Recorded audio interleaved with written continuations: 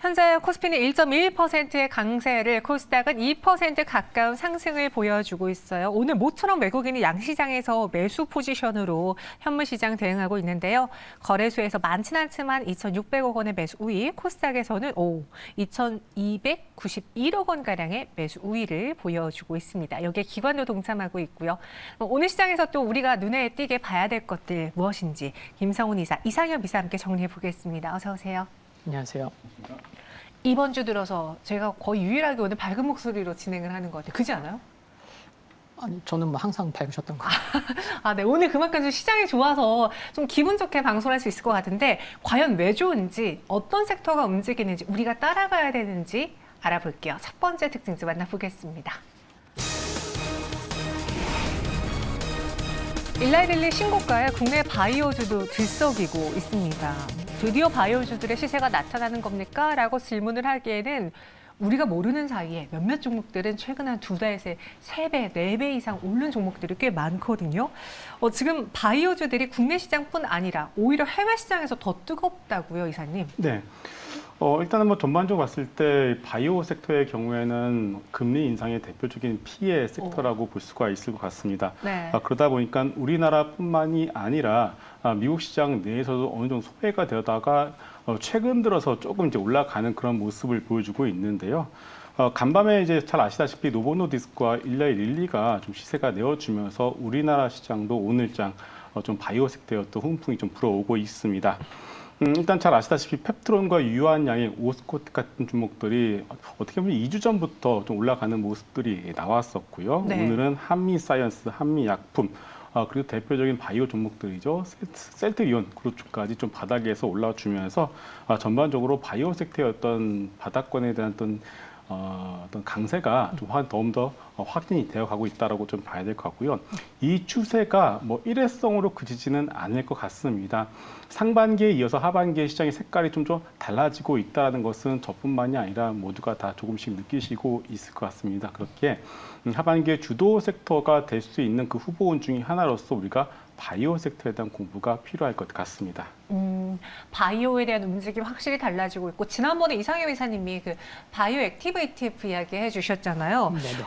운용사들이 하반기에 좀 ETF 쪽으로, 특히 바이오 쪽으로 돈을 벌려고 하는지 그냥 일반 ETF가 아니라 액티브 ETF를 신설을 했어요. 요거는 지수 추종하는 거 더하기 펀드 매니저가 굉장히 공격적으로 운용을 하는 ETF라면서요. 네, 그 수익률이 좋으면 뭐 인센티브도 좀 받기. 그러면 좀 잘 수익을 내야겠네요. 돈 벌려면. 네, 그렇겠고요. 네. 그리고 이제 증권사나 이제 여러 기관들이 이제 ETF를 좀 많이 이제 상장을 시키죠. 네, 그리고 이제 뭐 종목에 투자하는 것보다는 이렇게 간접 투자를 통해서 또 이렇게 뭐 자본시장의 또 건강한 부분을 또 이제 살려놓을 수도 있고, 그러다 보니까 이제 상반기에도 뭐 2차 전지뿐만이 아니고 뭐 방산, 뭐 로봇과 관련된 또 이제 우주 관련된 쪽 이제 ETF가 이제 상장이 됐어서 그래 뭐 바이오 쪽의 ETF도 좀 나올만 하겠다라고 이제 생각을 할 수가 있을 텐데, 좀 그런 것 같아요. 뭐냐면은 올해 좀 주식 시장의 좀 특징 중에 하나가 이제 쏠림 현상이잖아요. 그렇죠. 그러면 이제 뭐 많은 사람들이 계속 쏠림 현상이 있을 수는 없으니까 이런 쏠림 현상이 좀 완화됐을 때, 또 그리고 올해 하반기에 9월부터 해서는 또 여러 학회 일정이 있고, 10월 달에는 주요 학회가 2개씩이나 있어요. 유럽 종양학회랑 그리고 이제 또 이제 알츠하이머 임상학회도 있고. 네. 그렇다고 하면은 이제 입장 바꿔 생각해 보는 거죠. 내가 만약에 이제 ETF를 상장시키려고 하는데 10월 달에 진짜 중요한 거 2개나 있고, 또 이제 여러 기업들이 실적 이제 관련된 데이터도 공개를 할 거고, 그러면 늦어도 9월 전에는 ETF를 상장을 시켜야 될 것 같은데, 이런 생각을 해볼 수 있는 거죠. 네. 그런데 조금 이제 시기상 좀 아이러니컬한 게 뭐냐면은 이제 지난주에, 그러니까 7월 26일 날 2차 전지가 이제 급락을 하고 나서 네, 일주일 후에 이제 액티브 ETF가 이제 하나가 이제 상장이 된 거죠. 네. 그리고 8월에 이와 같은 이제 ETF가 한 개도 아니고 이제 3개가 상장이 되다 보니까 좀 약간 좀 네, 뭐 시기도 그렇고 뭔가 조금 네, 뭐 그런 생각 좀 드는 것 같아요. 이사님, 약간 네. 물 들어올 때 노져야 된다고 저희가 예전에 바이오가 꿈틀거릴 때 여러 번 이야기했는데 바이오 이야기한 동안 채팅창에는 다들 뭐 초전도체 이야기하고 반도체 이야기하고 2차 전지 이야기하고 관심이 없으셨어요. 네, 근데 맞습니다. 오늘 많은 종목들이 급등 상한가 가는 거 보면서 아, 이제 바이오를 한번 공부해 볼까 싶을 수도 있는데 2차 전지랑 그 배터리 쪽에서 수익이 많이 났단 말이죠. 그럼 그 자금을 뺀 분들은 분명히 장기적인 안정적인 배당주보다는 수익이 많이 날 도피처를 찾을 거예요. 바이오가 되지 않을까 싶은데요. 네, 충분히 그럴 수 있다라고 생각합니다. 물론 그렇다라고 해서 이제 반도체나 2차 전지가 그 시세의 끝을 다했다라고 얘기를 할 수는 없겠죠. 물론 그 성장성에 대해서 누구도 의심을 하지 않기 때문에 상반기에 어느 정도 시세를 내었었던 섹터의 경우에는 하반기에는 조금 쉬어갈 가능성만 여러분들 열어두시면 될 것 같고요. 하반기 지금 8월 같은 경우에는 이제 상반기에 쉬어갔었던 섹터 중에서 주도 섹터를 찾는 그런 과정에 있다라고 봐야 될 것 같습니다. 일단은 바이오가 현재 그 타깃이 되어 가고 있는 것은 맞는 것 같고요. 네. 일단은 뭐 낙폭과대 섹터에 대해서 우리가 최근에 이제 관심을 가지고 있습니다. 하다못해 최근에 네이버가 바닥에서 올라오고 있고요. 맞아요. 삼성바이오로직스도 오래간만에 거래가 터지면서 올라오고 있고 정말 바닥권에서 하다못해 이제는 지주사인 CJ마저도 올라오고 있고 음식료 종목도 올라오고 있습니다. 하지만 이들 종목이 이제 뭐 주도주의 어떤 가능성을 열어두고 올라온 것은 아니라고 우리가 다 생각을 하고 있습니다. 결국은 이 주도주의 어떤 가능성, 성격을 가지고 있으려면 결국 꿈과 성장성을 가질 수밖에 없는데 어떻게 보면은 이 K 거품의 끝판왕이라고 할 수 있는 이 바이오를 빼놓고 얘기를 할 수는 없는 것 같습니다. 그렇죠. 제가 표현을 이렇게 했습니다만은 역시나 최근에 시장의 트렌드 우리가 앞전에 초전조체의 어떤 그 시세를 통해서 보지 않았겠습니까? 어느 정도의 꿈이 없으면은 시세가 나질 않습니다. 맞아요. 그렇기 때문에 바이오 같은 경우는 이 어떤 트렌드에 딱 들어맞기 때문에 바이오의 경우에는 적어도 이게 맞냐 틀리냐 어떤 뭐 라이센스 아웃이 되냐 안 되냐 이것도 가봐야 되겠습니다만 어찌됐든 간에 시장의 수급은 이쪽으로 충분히 몰릴 수 있다라고 봐야 될 것 같습니다. 기대가 확실히 여기에 부풀고 있기 때문에 시장에 관심이 쏠리고 있다. 개인적으로 이상형 이사님이라면 지금 포트를 100으로 구성할 때 네네. 제약바이오를 한 몇 탈로 드리겠습니까? 파이를? 네, 저는 이제 바이오를 좋아하는데 네. 뭐 최소한 10% 이상은 뭐 가져가는 것도. 최소한 10%면 적은 거 아니에요? 근데 워낙 이제 볼 게 많다 보니까 네, 이미 또 이제 현금이 이제 많이 아니고 이제 조금밖에 없다고 생각하면 한 네. 10%. 이사님은요? 거의 30% 이상은 가져가야 되지 않을까 싶습니다. 그럼 저는 50%로 한번 이쪽에 미래를 걸어보겠습니다. 네. 뭐 중요하진 않죠? 네, 이어서 그럼 두 번째 특징주에서 바이오 이야기 계속해 볼게요. 시장 자체가 굉장히 큰 비만 치료제입니다. 그래서 펩트론이 오늘 또 급등을 하고 신고가라기에는 뭐 역대 최대 가격은 아니지만 지난 2018년 고점 이래로 가장 높은 가격대까지 올라왔어요. 지난 두 달 새 주가가 4배 이상 올랐는데 비만 치료제 이야기를 조금 전에 현덕이 덕분에 시간에도 다뤄봤거든요. 이 시장이 워낙 크기에 돈이 된다면서요. 네, 수치로 말씀을 드리면은 네. 비만 치료제만 놓고 보면은 2028년에 이제 하나로 약 한 23조 원 정도가 된다고 해요. 그런데 여기다가 이제 당뇨까지 덧붙이면 28년에 무려 그 시장 규모가 23조 원에서 무려 100조 원 이상으로 늘어난다고 합니다. 당뇨까지 더하면요? 네. 근데 이제 비만 당뇨가 이제 같이 가는 그런 상황이다 보니까 그냥 시장이 약 100조 원 이상이다라고 이제 보시면 될 것 같고요. 그리고 이제 이제 일라이 릴리, 뭐 노보노디스크, 뭐 노보랑 릴리라고도 얘기를 하면 될 것 같은데 이 두 기업이 이제 오늘 이제 장 끝나고 시가총액이 합쳐서 약 한 1,100조 원 네, 이제 이르는 상황이었고 지금 보면은 이제 뭐 비만 신약, 이제 노보의 이제 위고비 같은 경우는 이제 심혈관까지 효과가 있다는 게 좀 입증이 되고 있는 거죠. 심혈관이면 심장 쪽인데 그러면은 결국엔 사람을 살리는 네, 그런 이제 효과까지 나오다 보니 그러면은 이제 효과가 도대체 몇 개인 거죠? 뭐 당뇨, 비만, 그리고 NASH 우리가 이제 그거 알고 있는 뭐 비알코올성 지방간염, 그리고 마지막에 심혈관까지. 근데 지금 뭐 펩트론의 원천 기술이 굉장히 그 가치가 더 커질 수 있는 그런 상황인 거죠. 네. 왜냐하면은 이제 다른 약 같은 경우는 이제 뭐 경구용이라고 할 수 있지만 이거는 이제 주사를 놔야 되는데 기존에는 이제 일주일에 한 번씩이나 주사를 맞아야 돼요.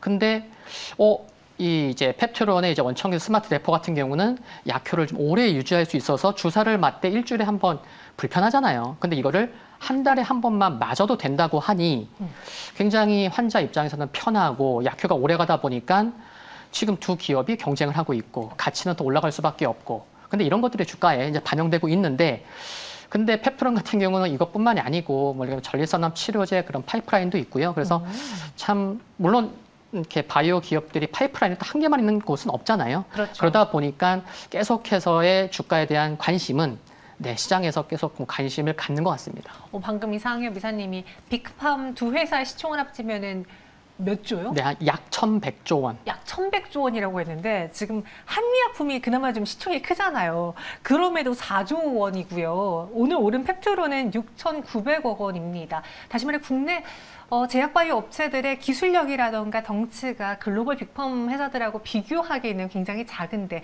그럼에도 우리가 국내 시장에서 본다면은 비만 당뇨 치료제 관련주로는 한미약품 그리고 펩트론이 가장 먼저 떠오를 수밖에 없잖아요. 네. 그렇죠. 일단은 뭐 펩트론 같은 경우에는 뭐 지속형 어떤 그런 파이프라인을 가지고서 이미 대장주의 역할을 지금 해주고 있는 상황이고요. 인벤티지랩 같은 경우도 비슷한 기전을 가지고서 일단 시세가 나고 있는 상황입니다. 한미약품 그리고 한미사이언스 같이 이제 움직이고 있는 상황인데요. 이전에 이제 한미약품과 한미사이언스 한번 시세를 내었던 적이 있었습니다. 그때는 어떤 내용으로 시세가 냈었냐면은 이제 글로벌 빅파마들이 GLP-1을 생산을 해야 되는데 이제 생산 기지가 좀 모자라다 보니까 최근 한미약품이 이제 CMO 사업부를 통해서 이거를 이제 만들 수 있다라는 기대감 때문에 한번 시세가 났던 적이 있었습니다. 물론 이제 확인된 바는 없고요. 회사 측에서 공식적으로 이에 대해서 인정한 것도 없는 상황이었습니다. 그러다 다시 주가가 내려왔었죠. 그런데 일단은 오늘 같은 경우에 다시 한번 이와 관련된 내용들이 부각이 되면서 시세가 나고 있고 여기에 더해서 한미약품이 가지고 있는 독자 플랫폼 기술이죠. 랩스 커버리지 기술을 가지고서 역시나 일주일에 한 번 투여하는 주사에 대한 어떤 플랫폼 기술이 다시 한번 좀 시장에서 부각이 되고 있는 상황입니다. 그렇기 때문에 일단은 근데 이 약물 자체가 이제 사노피에 기술 수출을 했다가 반환을 받은 거예요. 그래서 이게 어떻게 보면 좋은 게 아닌데 그럼에도 불구하고 이게 다시 부각이 되는 가장 큰 이유는 네. 얼마 전에 사노피에서 이 기술에 대해서 이제 임상학회에서 발표를 하면서 그래도 잠재력이 있다라는 식으로 한번 얘기를 했었습니다. 그래서 아예 이것이 뭐 안 된다는 기술이 아니라 어느 정도 기술을 잠재력이 있는 기술이기 때문에 이것을 가지고서 한미약품 측에서는 다시금 재도전을 비만 치료제로 적응을 바꿔서 시작을 하는 것이기 때문에 어떻게 보면은 이제 주식시장 입장에서 놓고 본다라면은 비록 반환받은 기술이 있긴 합니다만은 새롭게 시작하는 어떤 기술로 좀 이제 인지를 하고 있다라고 봐야 될 것 같고요. 일단 바닥에서 대량 거래가 터졌기 때문에 이 부분에 대해서는 뭐 이전에 기술 뭐 수출이 되냐 안 되냐 그것은 이제 지우시고 네. 새롭게 이 한미약품과 한미사이언스를 보셔도 좋을 것 같습니다. 대량의 거래까지 터졌기 때문에 한미약품에 대해서 더 이상 뭐 퀘스천 마크 의구심으로 보기보다는 조금 더 여유롭게 주가 상승을 좀 봐도 되지 않겠느냐라는 이야기. 그럼 지금 비만 당뇨 안에서 저희가 대표적인 펩트론도 다뤘고 한미약품도 다뤘거든요. 이사님.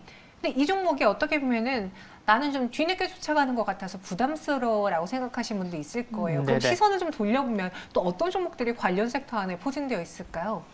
뭐 시가총액이 뭐 작은 기업도 있긴 한데 한 두 종목을 좀 말씀을 드리면은 이제 첫 번째로는 이제 아이센스인데요. 시가총액이 마주 작진 않죠. 8천억 원 수준인데 이제 연속 혈당 측정기 이제 하반기에 이제 국내 판매 좀 기대감이 있다는 거. 그렇다고 하면은 뭐 기술력 있고 그럼 시가총액이 최소 한 1조 원대에서 좀 형성돼야 되는 게 아닌가. 근데 최근에 전고점이 시가총액이 한 1조 원대 돌파를 했었던 가격이었죠. 그래서 1조 원대 그런 이제 공기를 맞고 좀 내려오긴 했는데 모멘텀을 보면은 결국에는 다시 한번 전고점 돌파 시도 나올 수 있지 않을까라는 생각을 해볼 수 있을 것 같고요. 그래서 뭐 접근하시고자 하는 분들을 위해서는 이제 뭐 손절가는 한 26,000원 말씀을 드리겠고 두 번째는 이제 라파스입니다. 라파스가 뭐냐면은 그 위고비 주사제를 마이크로 니들 패치제로 개발 연구하고 있습니다. 주사 맞는 것보다는 붙이는 게 낫겠죠. 그렇죠. 물론 니들이지만 근데 대원제약과 함께 준비하고 있는데 물론 뭐 시간은 정확히 알 수는 없겠지만 이렇게 진행하고자 하는 그런 내용이 괜찮다. 시장에 이렇게 집중이 될 수 있는 그런 부분이라서 좀 라파스를 말씀드리겠고 뭐 목표가는 4만 원, 뭐 손절가로는 25,000원 이제 볼 수 있겠다고 이제 말씀을 드릴 수가 있겠습니다. 라파스까지 패치로 네네. 강점이 있는 회사잖아요. 라파스 해주셨고요. 이사님은 개인적으로 어떤 종목 보고 계신지. 네. 아까 뭐 바이오, K바이오에 대해서 좀 거품이라는 식으로 이야기했는데 그 단어가 워딩이 그런 거지 지금 바이오를 꼭 봐야 된다는 입장이셨어요. 맞습니다. 네. 지금 뭐 어떻게 보면은 반도체 섹터, HBM 관련주들도 뭐 좋게 나쁘게 얘기하면 거품이 맞죠. 네. 아직 확인된 건 아니니까요. 네, 뭐 한미 반도체 같은 경우도 바닥에 5배가 올라왔고 내년 내후년 실적을 갖다 썼기 때문에 거품이라고 표현해도 맞습니다. 그에 대해서 뭐라 할 것은 아니고요. 그리고 뭐 2차전지 같은 경우도 10년치 실적 끌어왔기 때문에 거품이 맞습니다. 하지만 그것을 좋다 나쁘다라고 표현하는 것이 아니라요. 지금 시장의 트렌드 자체가 소위 거품에 베팅을 하는 그런 구간이다. 여러분 이렇게 일하시는 게 좋을 것 같고요. 싸다고 해서 지금 주식이 올라가지는 않습니다. 아, 그래요? 네, 그래서 일단 그 부분에 대해서 먼저 짚고 넘어갈 필요가 있을 것 같습니다. 지금은 시장에서 가격 메리트가 전혀 반응을 해주지 않는 시장이다. 지금 제약바이오 안에 키워드가 워낙 많습니다. 또 공부하려고 하니까 할 게 너무 많아요. 뭐 비만, 당뇨, 그리고 조금 전에 말했던 뭐 표적 항암제도 있을 테고 치매, 알츠하이머 관련주도 있을 테고 되게 많은데 이사님이라면 앞서 30% 이상은 포트에 담아볼 거라고 했어요. 어떤 키워드로 담아보실 겁니까? 네. 어떤 분께서 이제 표현을 하시는 건데 be again이라는 단어를 이제 쓰시더라고요. be again. 네. 네. B는 이제 브레인이니까 치매라고 우리가 볼 수 있을 것 같고요. 네. A는 ADC 표적 항암제고요. 그리고 G는 다 아시다시피 GLP-1 오늘 가장 핫한 주제겠죠. 그리고 A는 AI입니다. 의료 AI로 볼 수가 있겠고 오늘 보시면은 AI 관련주 중에서 신테카 바이오가 오늘 정말 오래간만에 20% 이상의 급등을 보여주고 있는 상황입니다. 맞아요. 마지막으로 N은 비알코올성 간염 치료제라고 보시면 될 것 같습니다. 그래서 지금 말씀드린 이 5가지의 이 키워드가 비단 우리나라뿐만이 아니라 전 세계 제약 바이오 섹터의 올해 중요한 키워드라고 보시면 될 것 같아요. 그래서 결국 이익과 관련된 종목들을 말씀드리게 되면은 다 겹칩니다. 그리고 유한양행, 펩트론, 한미약품, JW 중인제약, 신테카 바이오 그리고 치매 같은 경우는 바닥에 있는 ABL 바이오 같은 종목들이라고 볼 수가 있을 것 같아요. 그래서 결국 이제 전반적인 제약 바이오 섹터가 바닥에서 올라오겠지만 그래도 그 안에서 최근 들어서 시세를 내어주고 있고 거래량이 터지는 종목 위주로 여러분들 한번 스터디를 해보시는 것이 좋을 것 같습니다. 네. 오늘도 이렇게 비 어게인 집에 가서 공부해야겠네요. 이사님은 알고 계셨잖아요. 몰랐는데요. 저는 그 중에서 네. 두 번째 A, 그러니까 첫 번째 A. 첫 번째 A? 네, ADC 신약. ADC 표적 항암제 쪽이요? 거기 정말 잘 봐야 됩니다. 이게 그 표적해서 항암하는 거잖아요. 그러니까 큰 흐름에서는 이제 표적 항암제가 맞아요. 네. 이제 항체 약물 접합체인데 이게 차세대 항암제 중에서 지금 가장 주목받고 있어요. 왜냐면은 이제 정상 세포들. 정상 이게 치료를 하더라도 네. 정상 조직들이 이제 피해를 받지 않고 효과도 높은데 요게 이제 작년에 아스코에서 이제 이게 다혈지상교랑 아스트라제네카가 공동 개발했거든요. 근데 이게 유방암 신약 3상을 데이터를 공개하는데 그 자리에서 기립박수 받았습니다. 네네. 그래서 ADC 신약 중에 가장 성공한 신약이 에너투라는 유방암 신약이에요. 근데 요게 지금 굉장히 유방암뿐만이 아니고 뭐 위암, 폐암, 뭐 자궁경부암 굉장히 확장성이 많아요. 그러니까 마치 여기 뭐 GPL1처럼 많은 효과를 누리듯이 그러니까 이쪽으로의 성장성은 굉장히 크고 그리고 최근에 또 이제 아스트라제네카가 눈이 보고 네. 그래 우리 좀 추가 임상을 하려고 하는데 우리 같이 하지 않을래? 그게 에너투 또 임상이었어요. 그러니까 에이디스 신약은 정말 하여튼 잘 봐야 됩니다. 오늘 또 공부할 게 많습니다. 두 분과 함께 이렇게 제약바이오 지금의 트렌드를 쫙 훑어드렸어요. 관심지도 꼭 챙겨보시고요. 마지막은 오늘 또 정부 정책으로 떠올랐던 테마 넘어가 보겠습니다. 정부가 지능형 홈을 키운다고 해요. 그래서 코맥스가 장중에 상한가를 터치했습니다. 근데 지능형 홈 내용을 보니까 그 월패드 이야기 나오고 일반 그 모델하우스에 가면 볼 수 있는 약간 그런 기능에 대한 이야기가 있는 것 같던데 네. 이게 정부가 밀어준다고요? 네, 근데 이제 뭐 그 말씀이 맞고요. 네. 이제 그런 거에 덧붙여서, 그러니까 모든 것을 이제 상호 연결시키는 거죠. 근데 이제 보통 뭐 모델하우스나 가면 좀 이렇게 볼 수 있는 거죠. 근데 중요한 거는 거기다가 이제 뭐를 이제 합치냐면은 네, 이제 AI를 접목한다. 아, 여기에다가. 네, 그렇게 좀 생각하시면 좋을 것 같고요. 그리고 이게 빅테크 업체들도 이미 좀 준비를 뭐 여러 기업들이 좀 하고 있다라고 이제 보시면 될 것 같은데, 아마존이나 뭐 구글이나 알리바바 등이 수년 전부터 여기 이제 생성 AI 기반 스마트홈 서비스를 준비하고 있고, 한 가지 예로 들면은 애플이 올해 초에 그런 스마트 스피커, 이제 이름이 홈팟이라고 하는데, 이것을 이제 공개했고, 그래서 우리가 이제 스마트홈 이제 라인업을 늘리고 있다는 것을 좀 확인할 수가 있었죠. 그리고 이쪽에 스마트홈 시장 규모도 작년에는 한 1,176억 달러였는데, 이제 매년 한 12% 조금 넘게 성장하면서 2027년 가면, 그러니까 5년 후에는 한 2,229억 달러로, 그러니까 꾸준한 성장이 전망이 되다 보니까, 그 국가마다 지금 AI는 정말 중요하잖아요. 네. 그러면은 이쪽 스마트 홈에서도 정부에서 정책이 나올 만했다라고 이제 볼 수 있을 것 같고, 또 한 가지 큰 흐름에서 보자면은 이게 지금 정부 2년 차잖아요. 네. 보통 정부 2년 차, 3년 차에 정부 정책이 정말 많이 나오긴 하는데, 야, 참 이번에 정부 정책이 정말 많이 나오는구나. 이런 것도 좀, 그러니까 정부에도 AI 관심 많으니까. 그래서 AI 관련된 정부 정책이 이제 나왔구나. 네, 그런 것도 좀 생각해 볼 수 있는 것 같습니다. 개인적으로 저는 정부가 이런 정책에 있어서 이렇게까지 강조해? 이거 뭐 건설사라던가 혹은 인테리어 회사, 가전 회사들이 하는 내용 아닌가라는 생각을 딱 처음 받았거든요. 그런데 관련 기업으로 코맥스는 바로 상한가에 갔어요. 그만큼 지금 투자자분들이 굉장히 빠르게 움직이고 있어요. 개인적으로 이사님은 이 정책에 대해서 투자 포인트가 있다고 보시는지요? 네. 일단은 당장 오늘 시장의 거래 대금 위주로 해서 본다라면은 그렇게 큰 관심을 가지는 것 같지는 않습니다. 물론 이제 워낙에 지금 시장이 핫한 섹터들이 많죠. 뭐 당장 2차 전지, 그리고 초전도체의 경우에도 위에서 물려 계신 분들이 반등을 어떻게 보면 노리고 계시고 있는 상황이고, 네. 오늘도 제약바이오 섹터들 쪽으로 수급이 워낙에 몰리고 있다 보니까 이 같은 주제가 그렇게 크게 곽광을 받고 있지는 않은 것 같습니다. 그렇지만은 향후에 이 주제는 언제든지 부각이 될 수 있기 때문에 미리 스터디 청에서 말씀을 드리게 되면은 결국은 이제 오늘 이번에 과기부 장관께서 결국 이 얘기를 하셨어요. 결국은 AI, 인공지능이 제일 중요하다라고 말씀을 하셨습니다. 네. 그렇기 때문에 결국 돌고 돌아서 우리가 관련주를 찾자면은 AI 관련주, 그리고 그 안에서 본다면은 역시나 우리나라 AI 관련 중에 대장주는 결국은 네이버라고 생각을 하고 있습니다. 8월 24일이죠. 네이버의 하이퍼클러버 X가 공개가 되고 있는데, 결국 네이버를 중심으로 해서 AI 관련주들 여러분들이 계속해서 보실 필요가 있을 것 같고요. 또 하나, 종종 뉴스가 나오고 있습니다. 집안에 설치된 어떤 그런 홈 IoT를 통해서 해킹을 당한 사례가 워낙에 많지 않겠습니까? 맞아요. 보안 관련주들이 보시게 되면은 작년에도 워낙에 뛰어난 실적을 보여왔고, 올해도 마찬가지일 것 같은데, 시장에서는 그렇게 큰 이슈를 아직까지는 받고 있지는 않은 상황인 것 같습니다. 보안 같은 경우에는 결국은 올해도 좋은 실적을 보여줄 것으로 예상을 하고 있고요.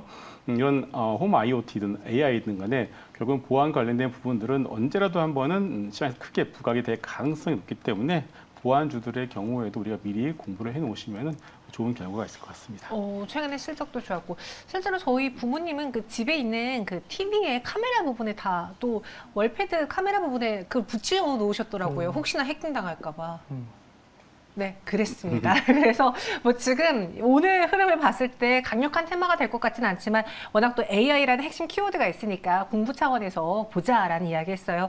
코맥스 한번 볼까요? 지금 주가는 전일보다 15% 상승한 3,740원 움직이고 있는데요. 그래도 상한가는 풀렸고요. 윗꼬리가 달려있는 상황입니다. 오늘 재료를 어느 정도 소화해내면서 살시는 매도 물량도 나오고 있습니다. 두 분과 함께 세 가지 특징 좀 알아봤고요. 여기서 인사드릴게요. 설명 고맙습니다. 감사합니다.